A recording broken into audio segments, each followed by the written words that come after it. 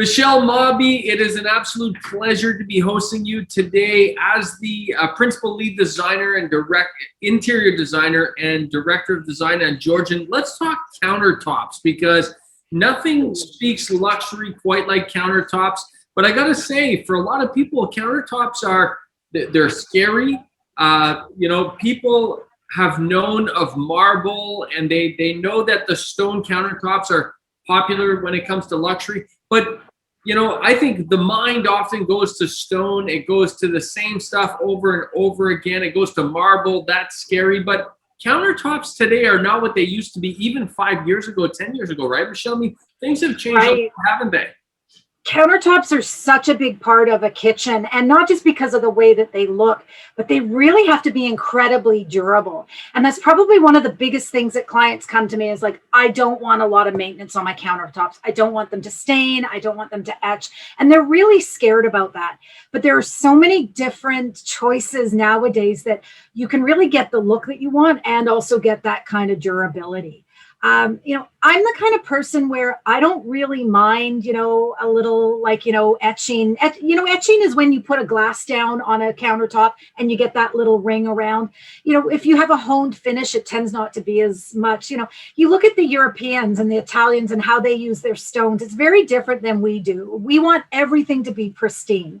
So clients always ask me with counters, first of all, can it scratch? And it's like, absolutely, anything can scratch. There is not a material out there that will not scratch. So you have to be prepared for that. There's ones that don't scratch as much as others. So one of the things that, as you talked about, that stone really was kind of the pinnacle of what we put in our kitchens. Before that, it was the formica and the laminate surfaces that we used to have. I mean, I grew up in a home like that. You probably did too. There was no other countertop. Then all of a sudden we started getting into things like granite. Now, granite is a really great material for countertops because it's what we call impervious. The way that it's made, it's an igneous rock, I believe. The way that it's made by pressure and heats and everything over the time, it actually grows crystals. And it's the crystallization that doesn't allow water to seep into it. And that's why it is so strong. Sorry, I didn't realize this was going to be a bit of a science lesson, but this is really important in countertops. So granite became really big. I would say like in the 80s, it was very high end and all the top houses would have granite in it. Then the builders got a hold of it. And then we started seeing sort of that really typical ugly builder's grade granite, which is why most people say they don't like granite. And we sort of started going away from that. And I really found maybe about 15 years ago, clients didn't want that granite look anymore, but they wanted a stone, and they really wanted something like a marble. But the problem with marble is marble does stain. Marble does etch way more than, say, the granite does, and it's really because, again, of the makeup of it, and it, the pH balance of it, and everything actually is affected. So marble became known as being very high maintenance. When people didn't want that high maintenance, because nobody's come to me and said, I don't care if I have a high maintenance countertop. They all want something that's easy to clean, that doesn't scratch, that doesn't stain. And that's sort of their main parameters.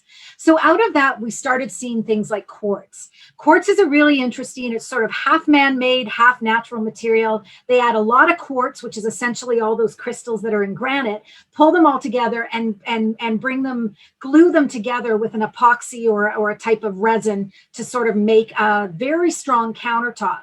Now, it has some issues too, like it could essentially melt or burn. That you can't put a quartz around a fireplace, for example. So it has all of these materials have pros and cons.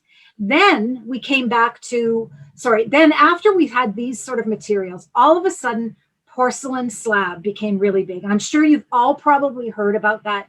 It's still going really strong. And that was really brought in, I would say, to get that marble look without the stainability and without the issues that we had with it. It's essentially a photograph that they would take of a piece of stone and print it and then cover it. So it won't stain. It is easily cleaned. You can use things like bleaches on it, and it will really keep it. It really keeps it staying clean. So those are kind of our main products that we're using. What I'm seeing right now, which is really exciting, well, I find it exciting, we are actually going back to granite. And a lot of people get really scared when I tell them that we're going, because they still see, I'm sure you know, that sort of white and it had the little red crystal, like just really, we're now going back to granites that have a ton of movement in them and are really beautiful. Something that one of my favorites is called Patagonia. And it has so many large crystals and beautiful and different colors. So we're actually back onto that whole granite phase, but in a different way. I always say when we come back to a trend, we never really do it the same way that we did it before. We always do it in a new way. Very cool. So kind of so what I'm hearing, and I'm going to ask you for your top 3 in a second. So get it ready now. Okay. Get it ready. But right now I hear, so lots of porcelain, people are still doing porcelain. Now porcelain's been popular for how many years? Has it been 3, 4, 5? Well, how long has it been popular for? I'd say it came onto the market maybe like largely on the market maybe about 10 years ago. There were some issues with it about stability issues and installation issues, but they've really sort of perfected that. So it's not much older in the mainstream. Now it is an older technology, but it's not much older in the mainstream than 10 years. Do you see it, and you think porcelain will have a longevity? I mean, there are some trends, Michelle, that as you've discussed many times, you and I, design trends in specifically in kitchens are typically 20 years roughly, would you say? Yeah, but once we get a product that works, they are changing the way that they look. So they're keeping up with and I hate the word trends because in things like, sure, you have 10 trends in decorating. If the pillows that you're putting on your couch, they're trendy. Your kitchen should not be trendy. We always try and design kitchens and spaces and your home to have a real longevity to it. But these products are keeping up with where the movement is going with design. And that's what's beautiful is this really lends itself to being a timeless design. That's what I'm hearing. So, okay, here comes the big moment. Top 3. Give me your top 3. You already said one of them. What's that granite one you just named? Oh, Patagonia. Google it. It's gorgeous. Okay, so is that your top 1 or is that part of your top 3? What do you think?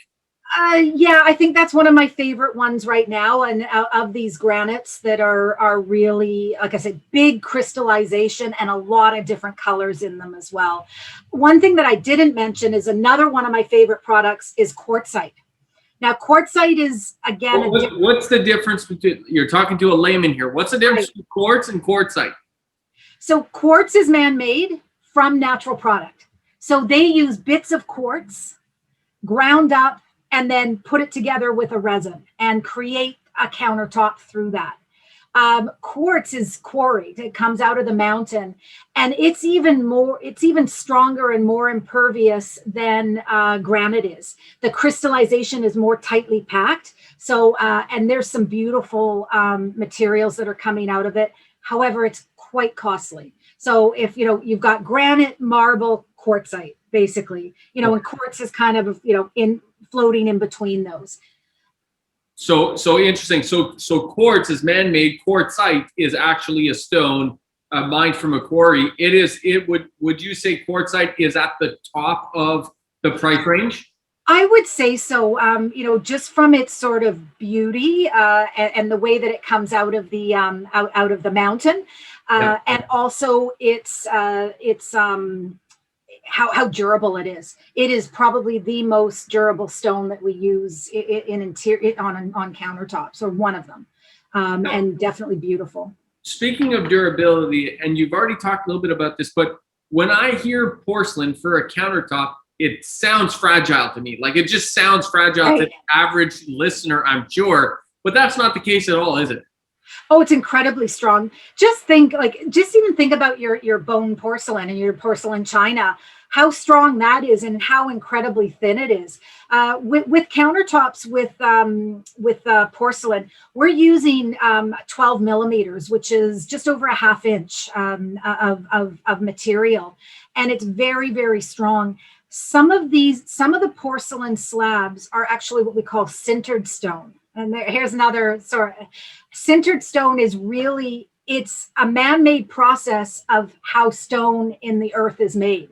And so there's a lot of companies that have these sintered stones where it's basically a ton of pressure and a ton of heat, and it's pushing everything together just like the earth would do. So you're getting, actually, you're almost getting the same properties as stone would have in a product, in a man-made product.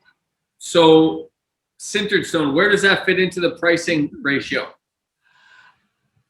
Porcelain and sintered stone, which can be the same animal as well, like they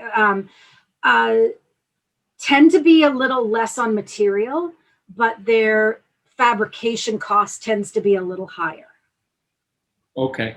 So all in all, it fits. Does it fit in that? Does it fit in the same area as quartz? Why you would go to a porcelain and or a sintered stone over top of a marble would be purely durability. You're going for the same look, but if you don't want etching, the little rings, and you don't want, the possibility of staining, and you don't want to have to buff it and reseal it, that's where a porcelain really has its advantage. Beautiful, beautiful. Well, that's fantastic, Michelle. This has been incredibly insightful to me, anyways, the layman, and just knowing, there's so many countertop trends right now that are happening. There's so many different materials. There's so many different shops. And I know that at Georgian Reno, you guys you're working with the best, the brightest, and you're always one step ahead, if not 2 or 3 steps ahead. So that is fantastic. Really, really insightful. Thank you so much for your time today, Michelle. Really appreciate it. Thank you.